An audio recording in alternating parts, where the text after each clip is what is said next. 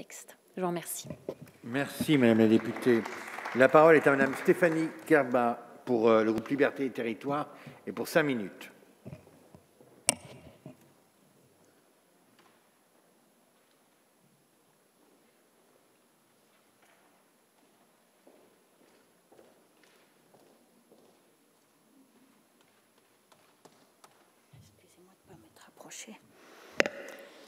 Monsieur le Président, Monsieur le Ministre, Madame la Présidente de la Commission des lois, Madame la rapporteure, mes chers collègues, donner une famille à un enfant plutôt que donner un enfant à une famille, c'est là l'ambition de la proposition de loi de notre collègue Monique Limon, tendant ainsi à inverser un paradigme d'un autre temps.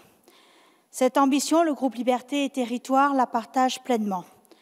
Nous regrettons que le compromis n'ait pas pu être trouvé entre le Sénat et l'Assemblée nationale lors de la commission mixte paritaire.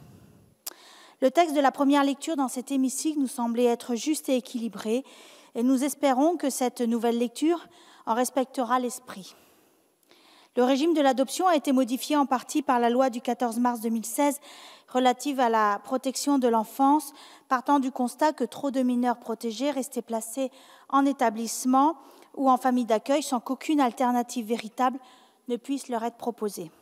Madame la rapporteure, le premier bilan que vous faites de cette loi vous permet d'avancer qu'il faut aller plus facilement vers l'adoption simple de ces enfants ayant toujours leur famille d'origine, mais placés en centre parce qu'ils ne les élèvent pas ou auprès d'une famille d'accueil. Pour rappel, à destination de ceux qui nous regarderaient sur le portail vidéo de l'Assemblée, l'adoption simple crée un nouveau lien de filiation entre l'adoptant et l'adopté, mais elle ne supprime pas les liens de filiation entre l'adopté et sa famille d'origine. Les deux liens de filiation coexistent. L'objectif de cette proposition de loi est donc de permettre de renforcer et de sécuriser le recours à l'adoption comme un outil de protection de l'enfance lorsque celui-ci correspond à l'intérêt de l'enfant concerné et uniquement dans son intérêt. 300 000 enfants sont placés chaque année en France. Tous ne sont bien évidemment pas adoptables et beaucoup retrouvent plus ou moins rapidement le foyer familial lorsque l'accident de parcours de vie est résolu et bien évidemment lorsque les conditions de retour sont remplies. Mais pour ceux qui n'auront pas la chance de retrouver leur famille d'origine, il nous appartient, législateurs, État, départements, aide sociale à l'enfance, de pourvoir à tout ce qu'un enfant est en droit d'exiger, des adultes aimants, bienveillants, qui l'aideront à devenir un adulte heureux et épanoui. Pour rappel, là encore, un quart des sans domicile fixe sont d'anciens enfants placés. Je serai d'ailleurs fière et heureuse de voter définitivement le projet de loi relatif à la protection des enfants porté par le secrétaire d'État Adrien Taquet, qui a notamment pour ambition d'accompagner les jeunes majeurs ayant grandi à l'ASE, puisque la commission paritaire qui s'est réunie il y a quelques jours seulement sur ce texte a trouvé une issue favorable. Mes chers collègues, le groupe Liberté et Territoires soutient cette proposition de loi car elle permettra de sécuriser le recours à l'adoption, d'enlever les freins administratifs, mais surtout d'en faire un outil de protection de l'enfance.